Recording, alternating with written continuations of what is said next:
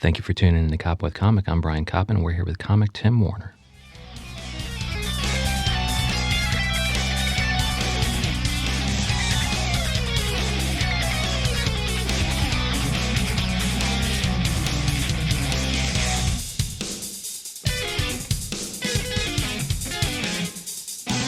Tim Warner, how the hell are you? Dude, I am really great. Oh, good, and we're here to talk. Really great. Oh, yeah, we're talking about your special coming up. That is called Flawed Pursuit of Happiness? Yes, that's correct. Flawed Pursuit of Happiness. And the production company is? Read Between the Lines Productions. And do you guys do only not-so-special comedies, or is that just a Tim Warner special? No, we did. We also recorded Dave Lester. Oh, cool. I don't know if you know him, but sure. we recorded his. Oh.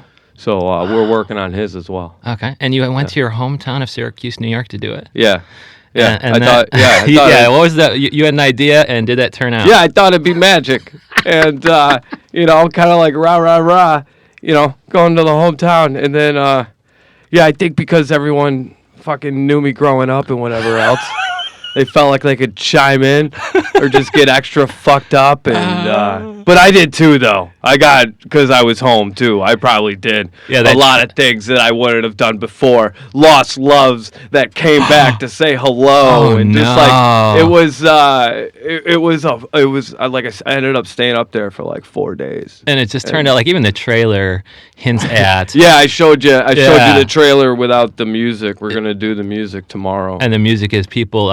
You have a band that you've been working with. Well, yeah, it's I've been coming up a lot in under St. Mark's Theater. Oh, cool. And there's a great mic on Tuesday nights. Oh, cool. It's been going on for, it seems like forever. But and that's kind of your home base? Yeah, it's kind of like a mix mic and whatever else. And comedy, music, poetry, all that? Yeah, the whole nine. Lower East Side. Like, it's kind of like one of the little last bastions of, like, that art in New York and whatever else.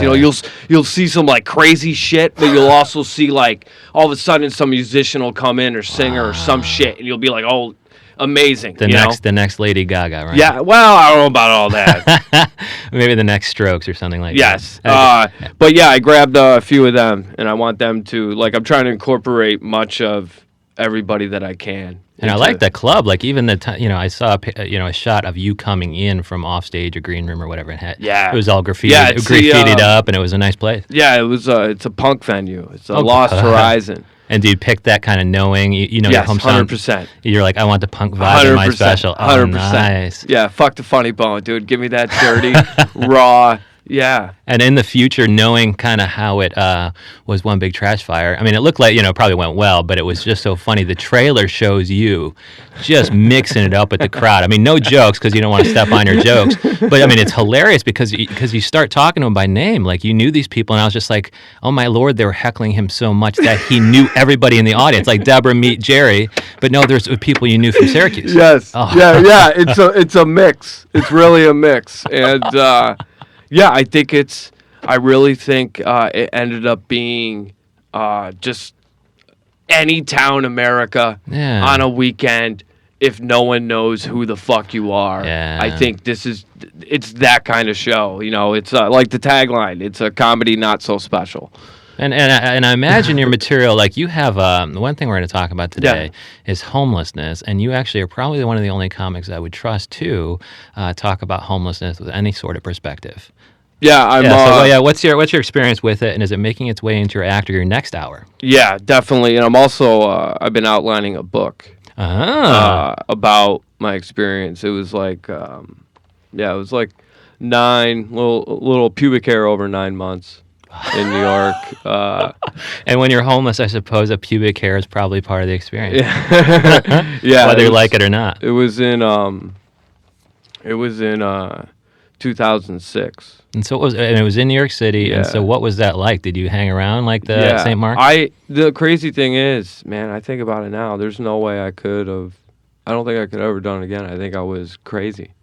I probably am, but during the time were you having I don't know, physical or mental health issues? No. Oh, okay. No, but just thinking about some of the things I did. I mean, just to endure, like, dude, not having a place to go to where you could just be you.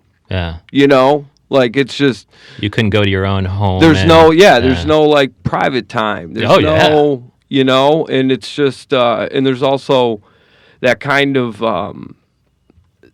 not survival, but just awareness, constant awareness. Like I You remember, always had to stay aware and alert. yeah, like I remember like the first like 2 weeks or so, just the areas that I would walk at night. So I would sleep someone in the morning while people were going to work, to, Okay. like early afternoon. Yeah. And then like I would go to a library. This is when you would have like hard disks.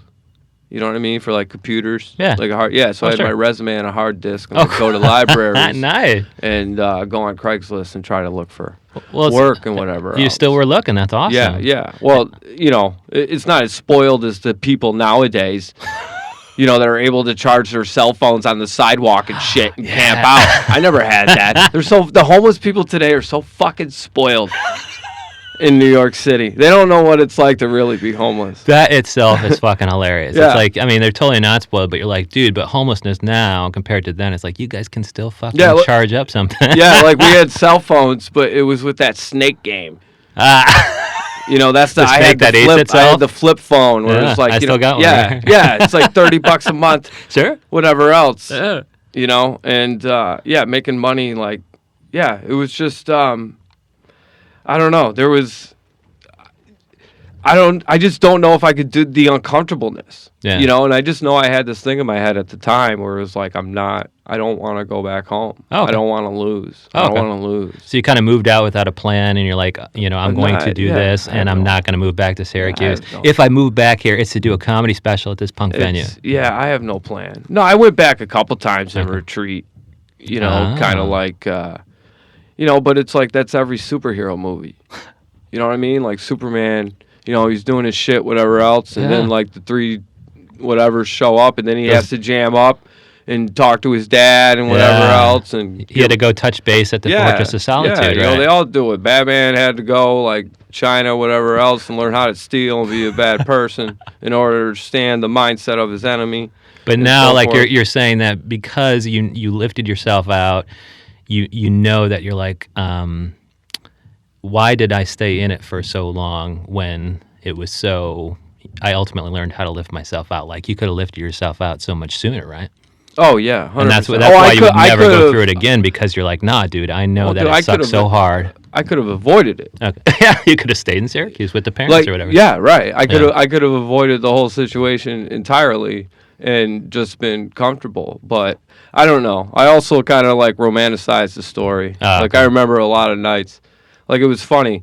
Like I guess comics, you know, I remember like barking at Times Square, and that's when that first started. So there wasn't the overflow that there is now. Right. You know, and that was a nightmare, but also great at the same time. And we get done with, you know, there'd be a midnight show on the weekend, get done with that. And then it was like, well, Tim, you got nowhere to go. Let's go get drunk. Yeah. And a lot of comics would buy me drinks. But when it came to $5 footlongs at Subway, I'd have to get them drunk first to be like, come on, dude, give me a footlong. And they'd buy me drinks all night. Like, it's insane. They'd spend like $35 on drinks. And then it's like $5 footlongs is all I wanted. Yeah. Come on. But it was you a say mess, that dude. after they give you 10, 15 drinks. But it was also, you know, I've been a mess a lot of my life, really.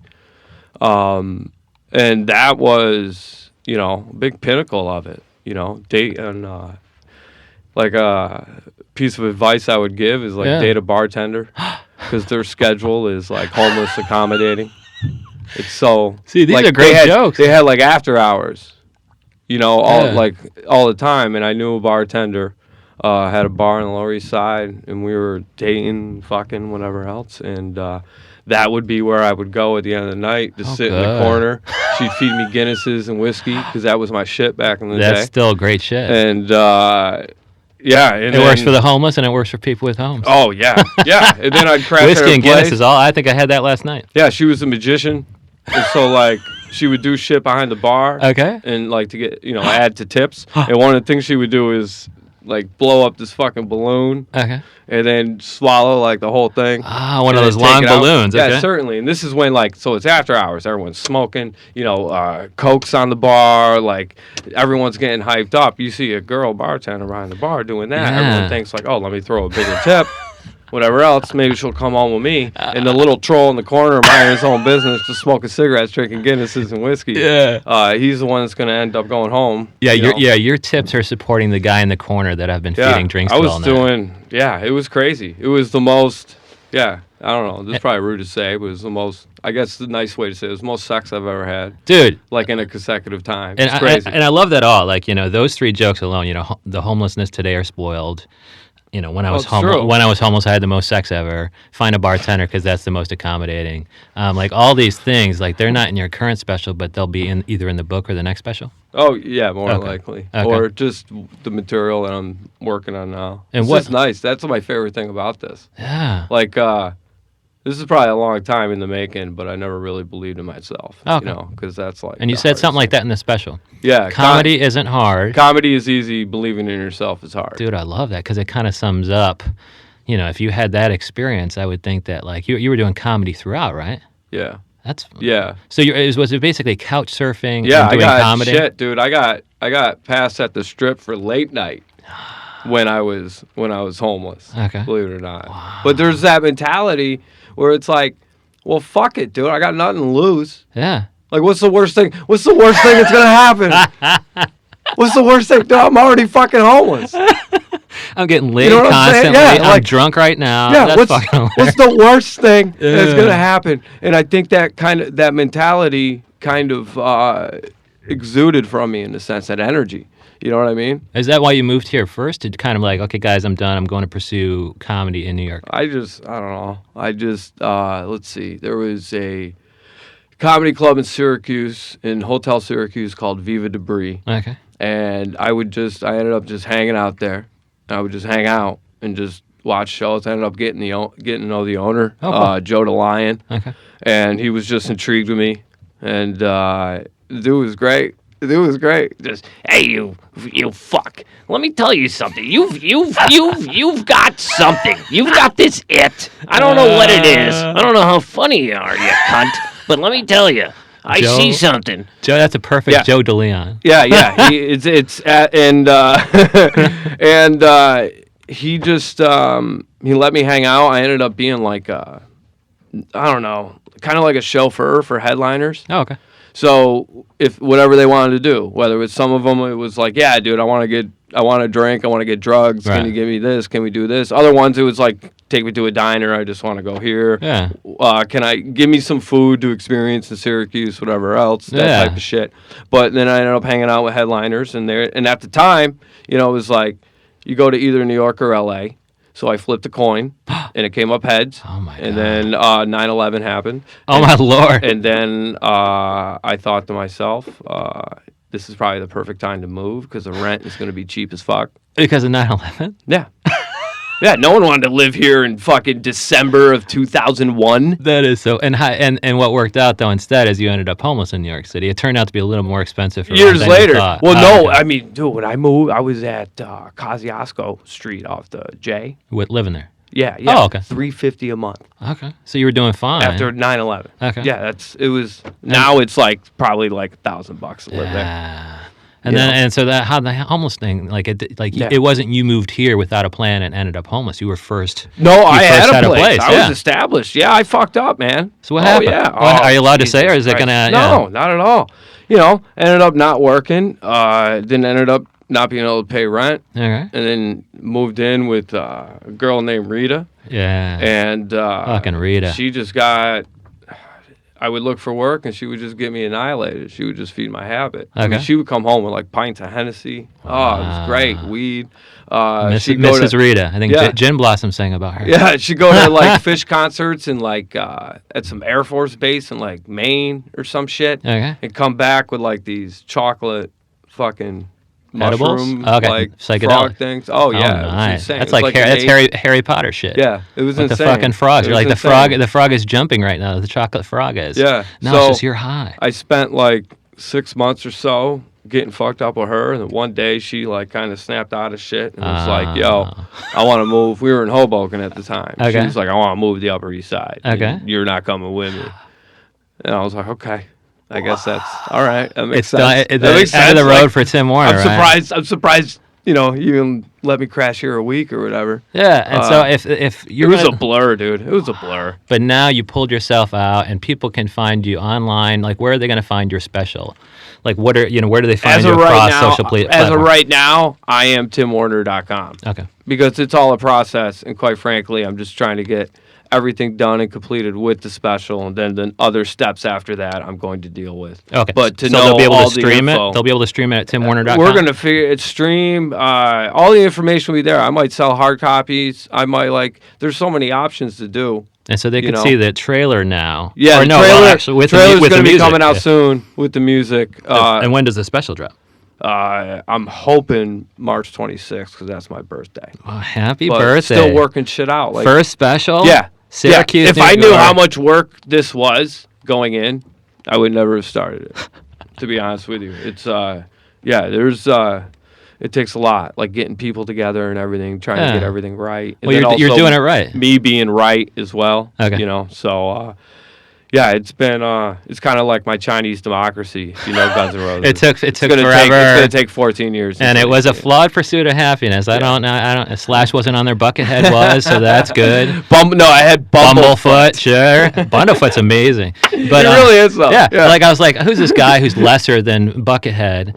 And I was like, no, this guy's fucking solid. Yeah, he's pretty badass. Yeah, he's got his own style of playing. Like, I've even watched some instructional videos. But Tim Warner, across all social platforms, TimWarner.com. I am Tim Warner is all my social. Okay, I am Tim Warner. And my website is IamTimWarner.com. Okay. I am Tim Warner, and they could see the special. I mean, they could see the trailer with music pretty soon. Yep. But the special, March 26th. That's what I'm hoping for. Okay, I am Tim Warner. It'll definitely be around that time. Dude, nobody's Tim Warner except Tim Warner. I appreciate because of the way he's lived. Thank you so much, Tim Warner. Appreciate you, buddy.